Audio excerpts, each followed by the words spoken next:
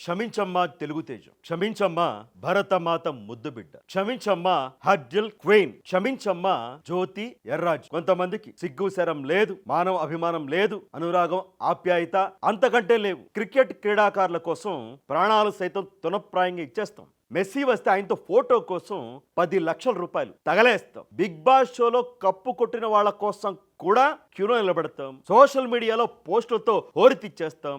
కానీ దేశం కోసం స్వర్ణ పథకం సాధించిన నిన్ను మాత్రం గుర్తుపెట్టుకోం. తెలుగు జాతికే గర్వకారణమైన నిన్ను మాత్రం పట్టించుకోం. జ్యోతి ఎర్రాజ్ అనే పేరు, ఆవిడకి సంబంధించిన ఒక వీడియో సోషల్ మీడియాలో బాగా వైరల్ అవుతాం. స్వర్ణ పథకాన్ని సాధించారు హర్డిల్ అనే 100 మీటర్ల అథ్లెటిక్ లో. ఈ ఏడాది మేలోని 29వ తేదీన దక్షిణ కొరియాలో జరిగింది. ఇదంతా కూడా ఏషియన్ అథ్లెటిక్ ఛాంపియన్షిప్. అలా ఏషియా మొత్తానికి జరిగితే దానిలో భారతదేశం తరపున ఆవిడ స్వర్ణ పథకం సాధించారు. చప్పట్లు కొట్టేవాళ్ళు లేకపోయినా, ప్రోత్సహించేవాళ్ళు లేకపోయినా, మేమున్నావు నీ వెనక కమాన్ అని ఎంకరేజ్ చేసేవాళ్ళు లేకపోయినా సరే, చైనా జపాన్ క్రీడాకారులతో తలబడి అలాంటి క్రీడాకారులను కూడా ఓడించి 100 మీటర్ల హర్డీస్ లో కేవలం 12.96 సెకండ్లలో లక్ష్యాన్ని అధిగమించి స్వర్ణ పథకాన్ని మన తెలుగు బిడ్డ, వైజాగ్ చెందిన బిడ్డ జ్యోతి ఎర్రాజీ కైవశం చేసుకుంటే ఎవరికి తెలియదు. కానీ ఇప్పుడు ఆవిడకి సంబంధించిన వీడియో ఒకటి బయటపడతా ఉంది. నేను స్వర్ణ పథకం సాధించానే, కనీసం భుజం తట్టేవాడు కూడా లేరే అని వీడియోలో చూడవచ్చు. ఆ వీడియోలు ఉంటాయి సోషల్ మీడియాలో.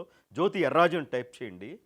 కళ్ళ వెంట నీళ్లు వస్తూ ఉంటే త్రివర్ణ పతాకాన్ని ఇలా కప్పుకొని ఆ స్వర్ణ పథకాన్ని ముద్దాడి కళ్ళ వెంట నీళ్లతో అమ్మాయి వచ్చేసింది.